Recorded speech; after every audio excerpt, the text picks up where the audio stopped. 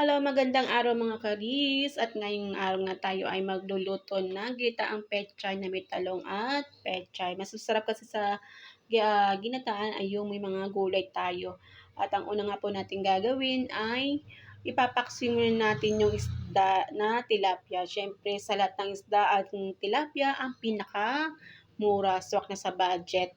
At naglagay na nga po ako dun sa lagyan ng sibuyas, bawang, siling haba, at ilalagay na rin natin yung ating isda.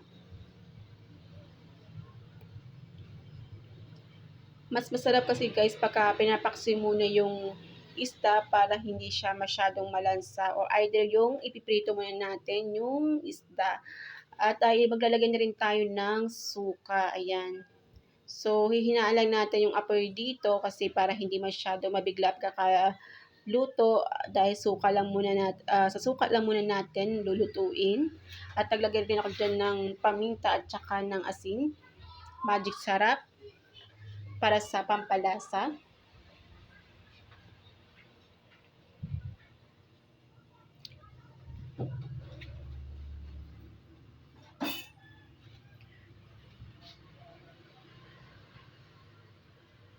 At pagkatapos nga natin ipaksiw guys, ay maglalagay na tayo ng gatas. Siyempre medyo madami yung ating sabaw ngayon kasi kailangan nating magsabaw na medyo marami kasi gawa na nga ng mga bata.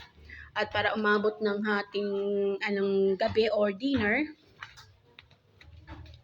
at ilalagay ko na rin dito ang kamatis.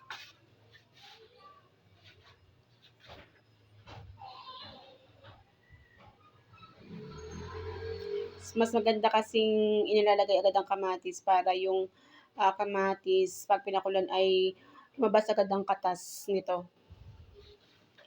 At pakukulan lang ulit natin ito para sa susunod ay ilalagay na naman natin yung gulay.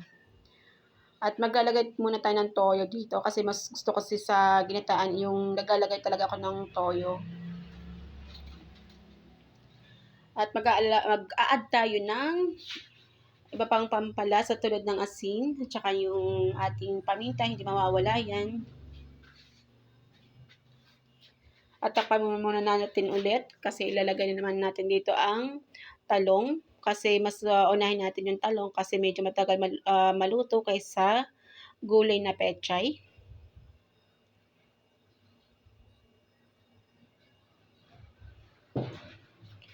At pag luto na at medyo luto na po ang ating talong, pwede na natin ilagay ang pechay. At napadami nga po yung aking pagkabili ng pechay. Pero kahit naman ganyan po na umapaw, ay pagka naluto naman yan ay ninipis din. Ito na guys, Ayan, pakuloyin lang natin at yan nga po, pagkatapos ng ilang minuto ay luto ng ating ginataan na pwede na tayong mag-lunch. Thank you for watching guys.